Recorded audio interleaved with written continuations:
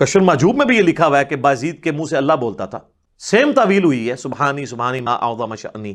ہم تو رسول اللہ کے لیے عقیدہ نہیں رکھتے، ہم کہتے ہیں رسول اللہ کے سینے پہ قرآن نازل ہوا، وما ينطق عن الهوى ان هو الا وحی یوحى، نبی علیہ السلام اپنی خواہش نفس سے کچھ نہیں کہتے، یہ وہ کہتے ہیں جو اللہ ان کو وحی کرتا ہے۔ لیکن ہم یہ کہتے ہیں کہ اللہ نے وحی کی ہے، نبی علیہ السلام کی مبارک زبان سے اللہ کا کلام نکلا ہے، اللہ خود نہیں بولا۔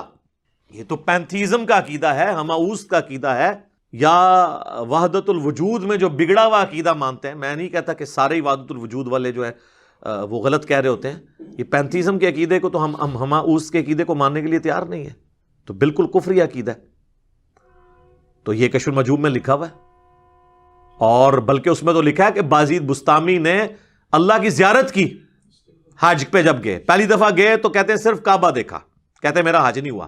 دوسری دفعہ گئے تو کعبے کو بھی دیکھا، کعبے کے رب کو بھی دیکھا، کہتے ہیں اب بھی حج نہیں ہوا کیونکہ میں باقی تھا۔ تیسری دفعہ گئے تو صرف کعبے کا رب نظر آیا۔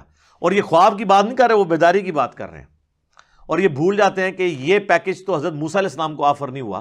سورۃ الاعراف کی آیت نمبر 143 میں آتا ہے کہ جب موسیٰ علیہ السلام ملاقات کے لیے پہنچے کوہ طور پہ تو کہا کہ اے رب میری خواہش ہے کہ میں تجھے دیکھوں، تو اللہ تعالیٰ نے کیا فرمایا؟ لن ترانی، تم مجھے دیکھ نہیں سکتا، بلکہ تم پہاڑ کی طرف دیکھو، اگر یہ قائم رہا تو پھر تم کچھ سمجھنا کہ کوئی ایسا معاملہ ہو سکتا ہے۔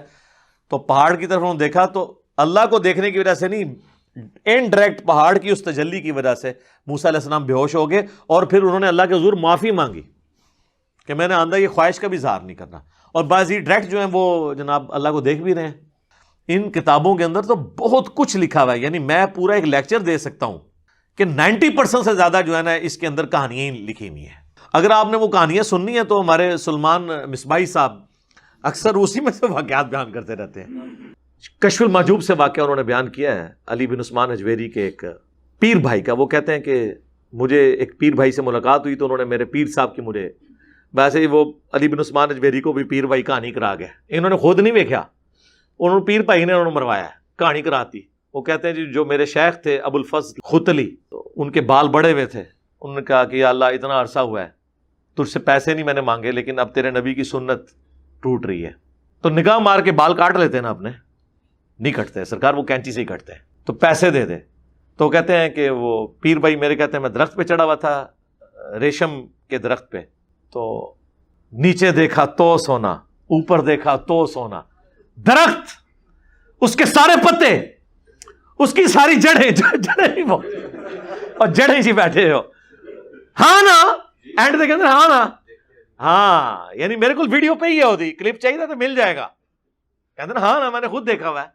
داتا حضور کشف المحجوب میں لکھتے ہیں یہ فکرے ان کی زبان سے تب ادا ہوئے جب اس درخت کے نیچے تھے جس کے اوپر میں چڑھا ہوا تھا۔ اب فرماتے خدا کی عزت و عظمت کی قسم، پورا درخت، اس کی ٹہنیاں، اس کا تنا، اس کی جڑیں بھی سونے کی ہو گئی، سارا، ہاں سارے سونے کا ہو گیا۔ ہم آپ کو اپنے نبی سے مثال دیتے ہیں، سورہ التوبہ کی آیت نمبر 92 ہے کہ اے نبی علیہ السلام جب آپ کے پاس غریب لوگ آتے ہیں کہ رومن امپائر کے خلاف غزوہ تبوک میں ہم آپ کے ساتھ جانا چاہتے ہیں لیکن ہمارے پاس کوئی سواری موجود نہیں ہے، تو آپ ہمیں سواری اور راستے کا ساز و سامان ارینج کر دیں، ہم آپ کے ساتھ جائیں گے۔ اور آپ کہتے ہیں میں کوئی چیز ایسی نہیں پاتا کہ تمہاری مدد کر سکوں۔ تم دیکھتے ہو کہ یہ اس حال میں وہاں سے لوٹتے ہیں کہ ان کی آنکھیں آنسوؤں سے تر ہوتی ہیں اس غم کے سبب کہ ہم اپنے نبی کے ساتھ جہاد میں نہیں جا سکیں گے۔ تو نبی علیہ السلام نے نیچے دیکھا تو سونا، اوپر دیکھو تو سونا، تو نہیں ہوا۔ سورہ التوبہ آیت نمبر 92 پارہ نمبر 10 کا آخری صفحہ جا کے پڑھ لیں۔ پھر اس پہ ہم کہتے ہیں کہ اگر نبی علیہ السلام کا یہ سٹیٹس ہے تو بابت شیء کوئی نہیں۔ اس سے بھی بڑھ کر جامعہ ترمذی میں عثمان ابن عفان رضی اللہ تعالیٰ عنہ کو جو جنت کی بشارت ملی ہے وہ غزوہ تبوک کے موقع پر اللہ کی راہ میں صدقہ اور خیرات کرنے کی وجہ سے ملی ہے نا۔ تو نبی علیہ السلام نے تو صحابہ کرام سے گیون سرکمسٹانسز میں اپنی ذات کے لیے نہیں، اپنی گاڑیوں کے لیے نہیں، اپنے محلات کے لیے نہیں، اللہ کے لیے رقم اکٹھی کی ہے۔ آپ پھر کرامات جب بیان کرتے ہیں پھر ہم آپ کا پوسٹ مارٹم کرتے ہیں۔